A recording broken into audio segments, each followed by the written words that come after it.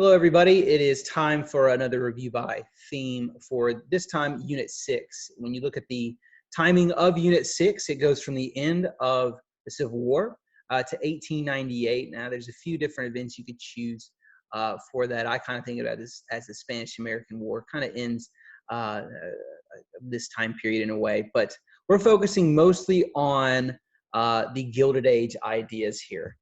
So when we look at political history, the first theme, and we think about the Gilded Age, we think about a government that was very laissez-faire, which means hands-off. They were not involved in nearly anything or regulating or controlling anything. Instead, they wanted to allow businesses and people in America to do whatever they wanted to make as much money as possible. And so this time period is known for a very pro-business government, and laissez-faire plays into that. This leads to a lot of corruption. The reason it's called the Gilded Age in this time period is that the idea is the outside looked like it was really nice because of all this economic success, but on the inside it was something dingy, dirty, and worthless. And so this idea, coined by Mark Twain, the Gilded Age, means that it looked like everything was great, but really things were not great. We know that because of the massive amount of corruption. We have political machines controlling cities, controlling our country.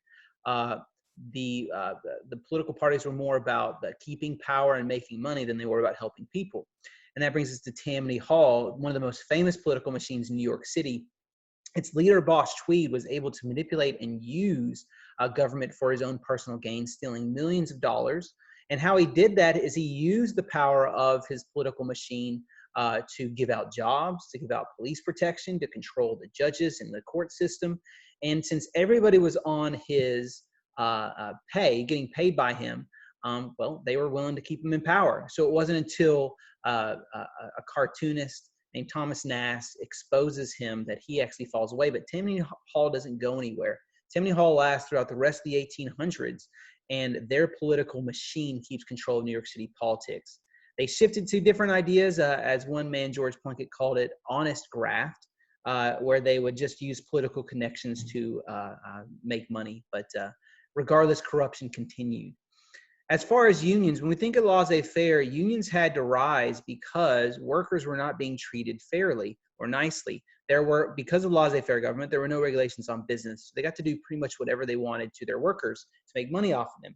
So one of our very first labor unions is the Knights of Labor. They welcomed everybody into their union who wanted to apply, who was working. And they also looked at a whole societal change as their goals, flipping capitalism on its head to more of a socialist idea of the government serving the people and controlling the industry to protect workers. Unfortunately for them, since this is a time period, as we'll talk about later, with a lot of immigration and radical ideas like communism and anarchism, people did not trust the Knights of Labor. And so when violence breaks out at the Haymarket Square riot, we see the Knights of Labor dissipate and disappear. And they're replaced by another group founded by a guy named Samuel Gompers. He founds the American Federation of Labor. So what separated the AFL from the Knights of Labor is, number one, it was more conservative in its goals. It wanted to have achievable short-term goals that everybody could benefit from, like 8-hour workday, like a minimum wage, like better working conditions. The second thing that separated them is they only allowed skilled laborers for a long time into their labor union. And so because the AFL focuses only on skilled laborers who had more control over their workplace because they are harder to replace, and those manageable goals, the AFL was much more successful. With that said, there are three major strikes in this time period that we look at. And all of them, they may have different names, but all of them have the same ending. It's the Great Railroad Strike of 1877, the Homestead Strike, and the Pullman Strike, both in the early 1890s. All three of these have workers go on strike fighting for better wages, better working conditions, and better working hours in general. Typically, it's about pay. So if you want one specific reason, it would mostly be about wages. But all three of these end the same way. The businesses pull the government in to protect them from these strikes that turn violent. And in the end, the government chooses business over the workers. And so strikes and unions have a very similar theme throughout this time period. Farmers also, oops, there's an apostrophe there that should not be there because that is not correct grammar. Farmers unite in this time period as well. they have a lot of things they're angry about. As we've talked about before, farmers always have a lot to complain about and to argue about.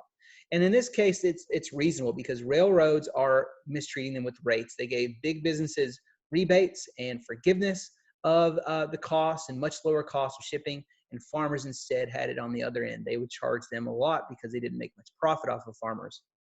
Second, they disliked banks because banks constantly foreclosed upon them. Next, they wanted a graduated income tax, which taxed the wealthier people more money than it taxed the lower end people. Silver currency as well. We also may call it bimetallism, the idea of backing our currency with gold and silver so more was available and it would be easier to pay their debts off. And then finally, kind of on one of our earliest instances of a socialist idea creeping in, farmers wanted government ownership of railroads, and that's again because of those rate abuses. So as farmers and other groups fight against big business, government does react a little bit. It creates the Interstate Commerce Commission, the ICC, but it fails to rein in big business. Then they also pass the Sherman Antitrust Act, which also fails. And the problem with the Sherman Antitrust Act, even though it said you can't form a trust, what happened is many times when unions went on strike, the way the law was written, businesses were able to convince government to attack unions instead of the business, claiming that they were the ones restraining interstate trade. And that's a lot of the reason why government steps in on the side of businesses. So even though some actions are taken, they fail to help the people and, in fitting with the Gilded Age, end up helping out big business. So shifting gears a little bit from kind of the more Gilded Age politics, but nonetheless pretty negative here, we have what is going on in the South in this time period. So last time we talked about Reconstruction ending, and even though blacks had received the 13th, 14th, and 15th Amendments to benefit them, many laws and cases come lining up against them. One of the very most important cases is Plessy versus Ferguson. So I've shortcutted there, but it's Plessy versus Ferguson. In this case, an African-American man, well, he was only 1/8 African-American. He sues a train company for segregated train lines. It goes to the Supreme Court, and they decide that segregation is constitutional. Now, the main quote they have from here is separate but equal. They say you can keep the races separate as long as they have equal opportunity and equal treatment under those separations. The problem with that is it is not at all equal. Separation equals inequity. And so unfortunately for African Americans, Plessy versus Ferguson allows segregation to increase, which brings us to the Jim Crow era. Jim Crow era is mostly remembered for its segregation laws, separate schools, separate bathrooms, water fountains, theaters, etc. But Jim Crow also applies to the voting laws that restricted them, which we'll talk more about in the African American section here.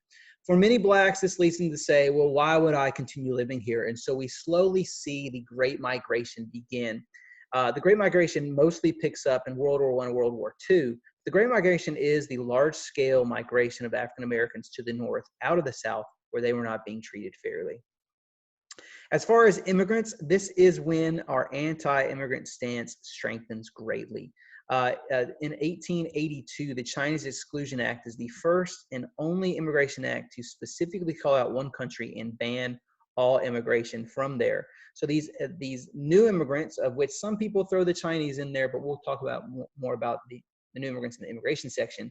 But this just shows that politically Americans are aligned against immigration. You see it in the unions, how we looked at night labor, and you see it in the Chinese Exclusion Act. As far as women, we'll cover women, WCTU, and NAWSA below, as well as conflict with Native Americans. So overall political history, the main theme you want to focus on here is big business not helping the people out, not helping unions, not helping farmers. Instead, they looked after themselves and their ability to make money.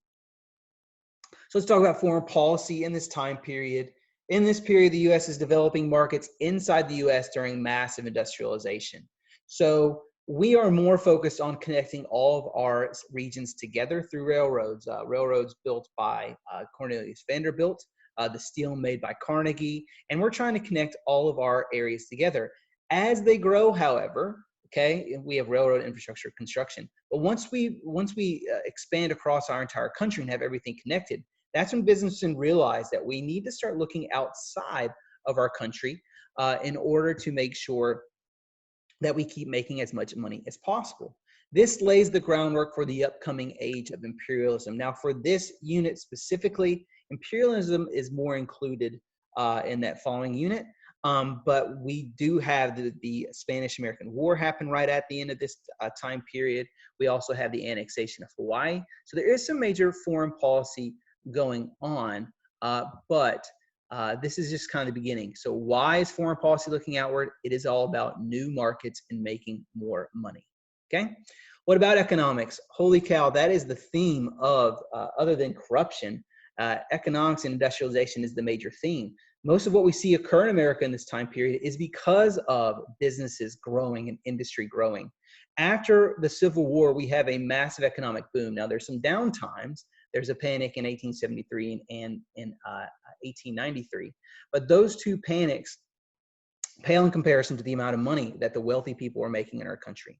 Why are we able to have this massive economic boom? First of all, we have unlimited natural resources. No one has used it. Unlike Europe, who has to go around the world to find these resources and subjugate people, America really has everything at their disposal.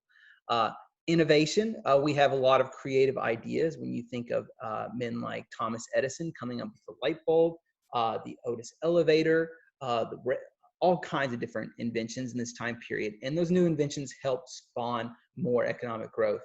Immigration, why is immigration so important? Well, we need a massive labor force. As we continue to settle out west, we also need people in our factories and cities to help those factories and industry boom. And then finally, laissez-faire. Our government just stood out of the way, allowing businessmen to do whatever they wanted to be successful.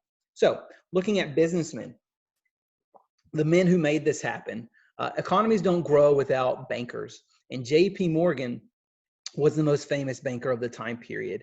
He would put people on the boards of different companies so that they would collaborate. And even though this is eventually illegal, it's called an interlocking directorate, he would foster the growth of all the companies in a single industry by having them cooperate and charge high prices.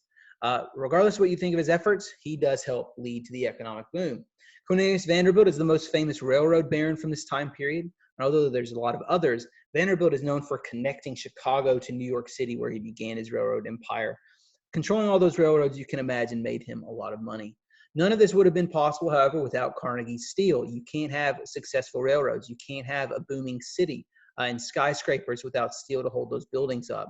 So Carnegie's Steel Company also led to that economic growth. And then John D. Rockefeller with oil.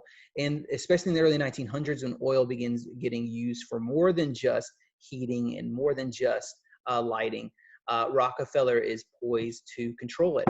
Now, one thing I do want to point out about Rockefeller is his horizontal integration. He bought out all the competitors in his industry through mostly illegal means, or what would now be considered illegal. So Rockefeller eventually would control 90% of the oil refinery industry. And that alone tells you how powerful he was. So what about corruption as in economics? We have groups called trusts formed. Trusts would control. Rockefeller himself was big on the trust. He would purchase about 50 to 51% of his competitors' businesses. And they would still control a small amount of that company, but he would control basically the controlling stake. He has over half, thus he makes all the decisions and makes the majority of the money. As these businesses grow, they don't care about the farmers or consumers. You could even see, if the AP test chose to use this time period, there is a famous portrayal of Vanderbilt on a rail train with a quote from him that says, "The public be damned." They did not care whether farmers or consumers were hurt. They cared about money. Talk about trust and those interlocking directorates. Charging high prices showed you it was all about maximizing profit, not about providing those goods for American citizens. So unfortunately for Americans, we are hurt by this. Why doesn't the government step in? Well, either they didn't want to, or because they were also receiving bribes from these men. Unions fail. I mentioned that earlier. Every single strike or major strike that we've talked about is ended by government military action. And so as workers rise up against these powerful men, there's nothing they can really do about it. Economic expansion leads to imperialism, urbanization, social Darwinism, populism, and debate over currency. So we've already talked about imperialism. Urbanization is people collecting in cities. That's because that's where industry is. Social Darwinism is the belief that groups or a person is only as successful as, well, he is made, whether he makes himself successful while outworking everyone, or whether he's just naturally talented, or maybe even chosen by God. This allowed them to look down their nose at people beneath them. Men like Rockefeller or Carnegie or Vanderbilt could say, well, if they want to be successful or want better prices, they need to open their own company. And so because of social Darwinism, a lot of people look down on immigrants and on the poor, thinking they shouldn't do anything to help them because this is just the way nature functions. Populism is when farmers rise up to fight for their own rights and their own abilities, which actually leads me, I actually skipped over the Populist Party up top. So let's talk about this really quickly. In politics, the Populist Party united farmers and workers, but failed to be successful. They fought, their major case that they fought for was the idea of bimetallism. Supported by William Jennings Bryan in 1896, the Populists, made up mostly of farmers and some workers, supported Bryan because he promised to include bimetallism when he became president. They lose McKinley. Why? Because McKinley and Republicans say that if you elect Bryan, it will crash the economy and you'll all lose your jobs. So again, a pro-business, anti-government intervention candidate wins election in 1896, continuing the Gilded Age. So economics, again, hurt people, and even when they rose up, like with populism, it did not end up working out well for them. And then the debate over the currency also, hold on, let me make sure these, right. So the debate over currency still upsets my dogs to this day, but unfortunately for farmers in the Populist Party, they are not successful in changing that. This brings us to religion. Social Darwinism was very harsh, and when you think about teachings from things like the Bible, it didn't really mesh with Christianity. And so social Darwinism is challenged by many Christians in the time period by what we call the social gospel. The idea was the church's work is less now about salvation, although that certainly was still a big part of it, but churches now should use their funds and their faith to guide them in helping the poor and immigrants living in these cities. This leads them to create organizations like the Young Men's Christian Association, groups like the Red Cross, and even the Salvation Army. So all three of those look to help the poor and those who could not help themselves, thus being the complete opposite of social Darwinism. Jane Addams is another famous person of this movement. She created the Whole House and the Settlement House movement. The idea was female immigrants have nowhere to go to be safe. And so when they move to a new city, maybe if they have children with them, they have somewhere where they can stay, and they would get educated, they would be safe, and then eventually they would settle into that city outside of the house. But it gave them a transition into life in America and the city.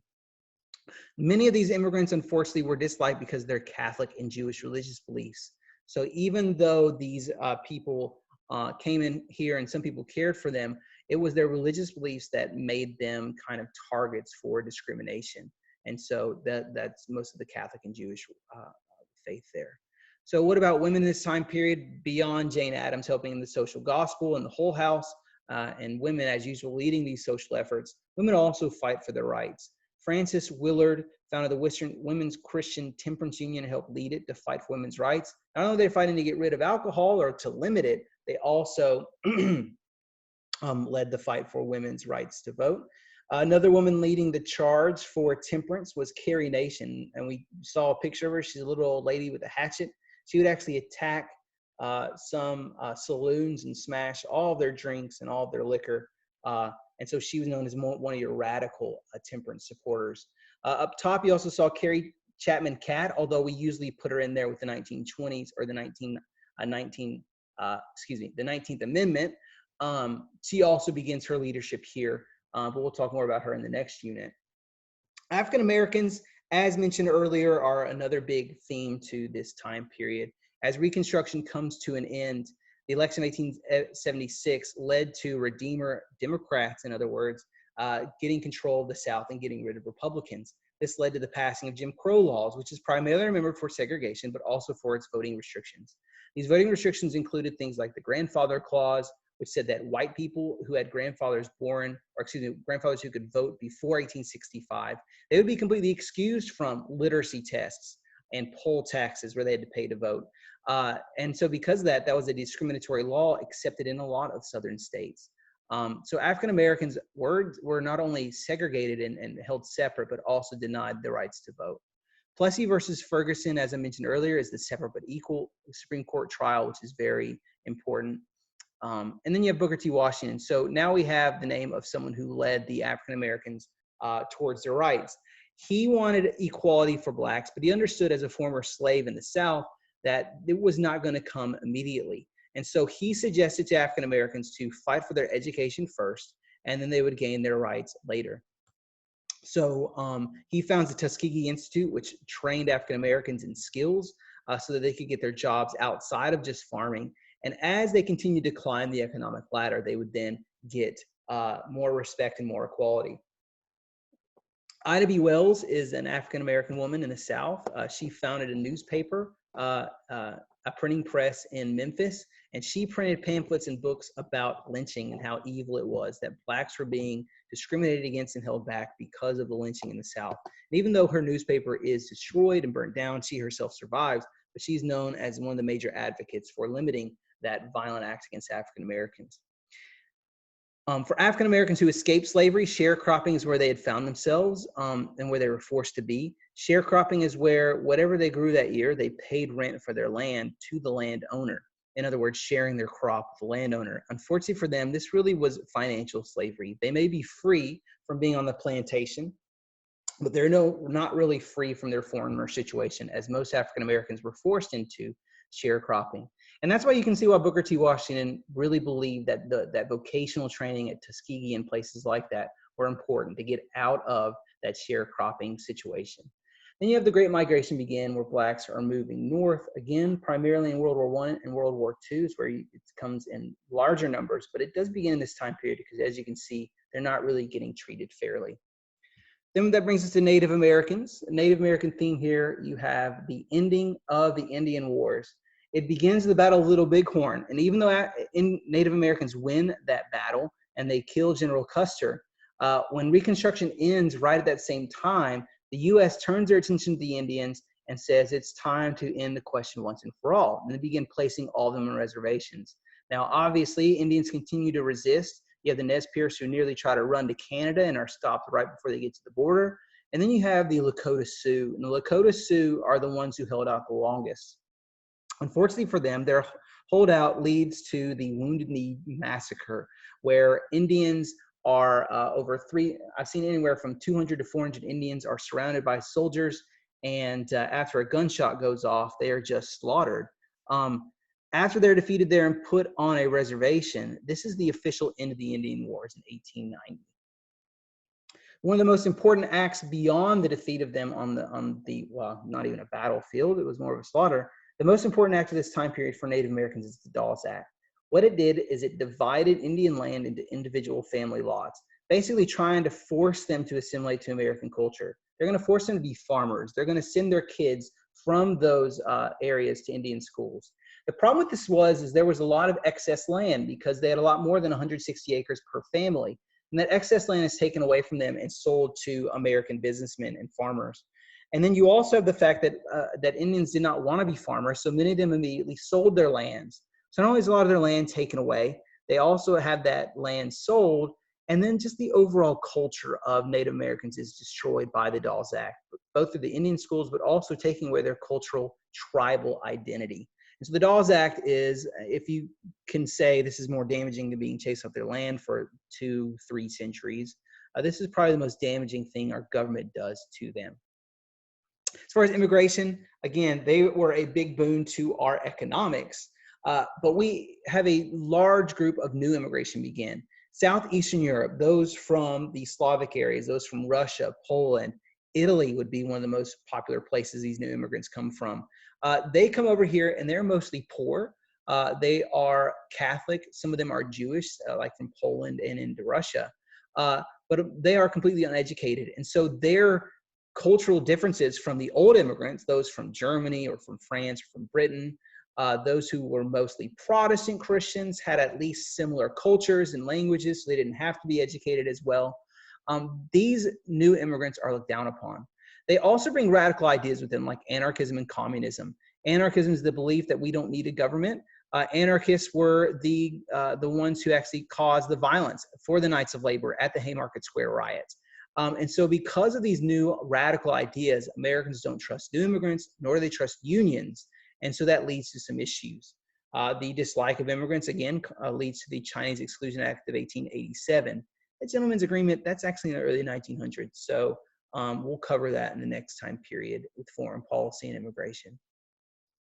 But again, immigrants were looked down upon, and this is where, because of our booming economy, a lot of them come over here, but it just leads to more discrimination. As far as technology, we've covered a lot of the main ideas up there with our major businessmen in economics, but industrialization led to a lot of innovations like railroads, steel, oil, manufacturing boom, electricity, light bulbs. Again, you have things like the elevator, things that help cities. We also have underwater sewers created in some of our larger cities to help with urbanization. There's a lot of innovation and change that happen, and that helps lead to the economic boom from the time period. Okay, so that kind of ends our review by themes of Unit 6. There's a lot here. The main ideas here would be, we have the economic boom. How does the economic boom affect politics? Politics, government wants to stay out of it, allow them to do whatever they want. That leads for the common man to be left behind. What about African Americans? Well, if your laissez-faire, allow the states to handle it. They were burnt out from Reconstruction, so they allow southern states to pass Jim Crow laws. And unfortunately for women as well, you don't get any new benefits if the government is not making many new changes. So economics drives this time period, creating corruption, creating mistreatment, creating inequity. And unfortunately, it's just not a very happy time period. But if you just want to look at it economically in the big picture, it's a fantastic time if you have a lot of money. Okay, so that does it for our Unit 6 review. If you have any questions, feel free to ask me.